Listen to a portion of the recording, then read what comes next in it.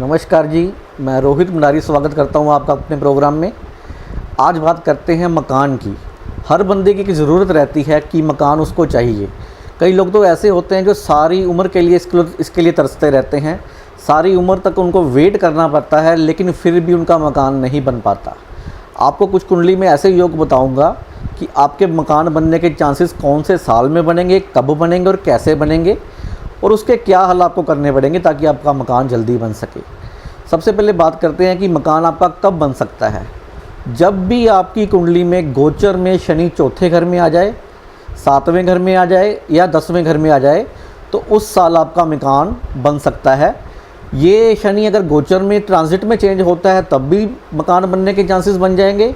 अगर ये वर्षफल में चौथे घर में, 7वें घर में या 10वें घर में आता है तो भी आपके मकान बनने के चांसेस बन जाएंगे। अगर लगन में आपका शनि बैठा है तो मकान डिले होगा, मकान जल्दी नहीं मिलेगा। अगर शनि तीसरे घर में बैठा है तो मकान बिकते रहेंगे, मकान मिलते रहेंगे, चेंज होते रहेंगे। इस तरह की चीज़ों का आपको सामना करना पड़ेगा। अब मकान तो मैंने आपको बता दिया कि शनि आपको चौथे घर में, 7वें घर में, 10वें घर में बैठा होगा तब मकान बनेगा। लेकिन वो मकान बनेगा कैसे? उसके लिए लोन लेना पड़ेगा या उसके लिए कहीं से हेल्प करने मिल जाएगी आपको? किस तरह की मदद आपको लोगों से मिलेगी कि आपका मकान बन जाए?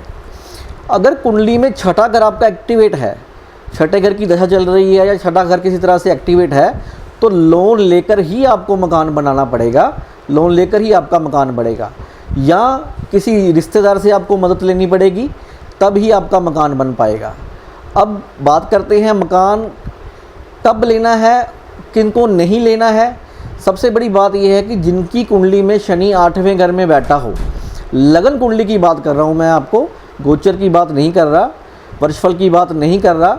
लगन कुंडली में अगर शनि 8वें घर में बैठा है तो उस बंदे को अपना मकान सारी उम्र नहीं बनाना चाहिए। अपने पिता का मकान ही यूज़ करना चाहिए, अपने फैमिली का मकान यूज़ करना चाहिए। अपने नाम से कभी भी वो बंदा मकान नहीं बना सकता। अगर वो अपना नाम से मकान बनाता है तो उसको बहुत सारी मुश्किलों का सामना करना पड़ता है।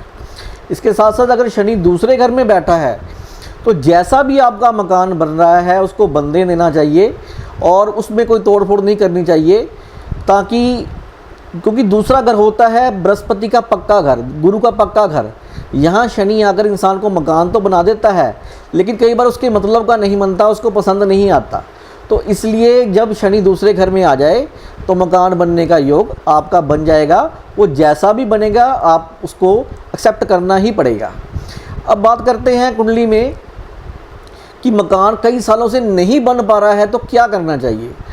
आपको क्या करना है, गुड़ वाली रोटी बनानी है। अगर आपका मकान नहीं बन पा रहा है, गुड़ वाली रोटी बनानी है। 2, 4, 5 जितनी आपका दिल करता है आप बना लो।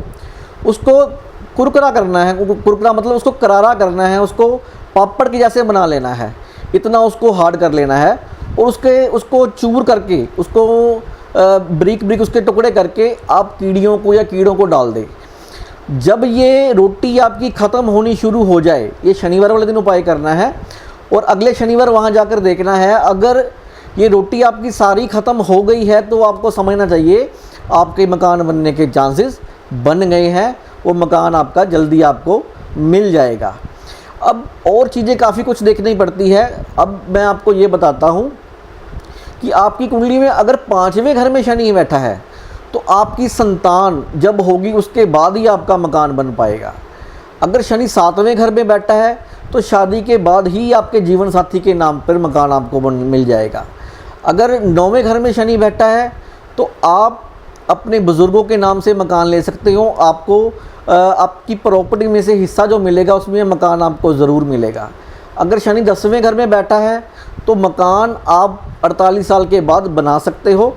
वो मकान आपके लिए अच्छा फल देने वाला है। ये दोस्तों मैंने आपको बताया है कि मकान आपका कब और कौन से साल में बनेगा और कैसे बनने के योग बनेंगे। अगर आपका मकान नहीं बन रहा है, बहुत कोशिश कर चुके हो, बहुत हिम्मत करके देख चुके हो, तो आपको क्या करना है, 400 ग्राम बादाम लेने हैं साबुत।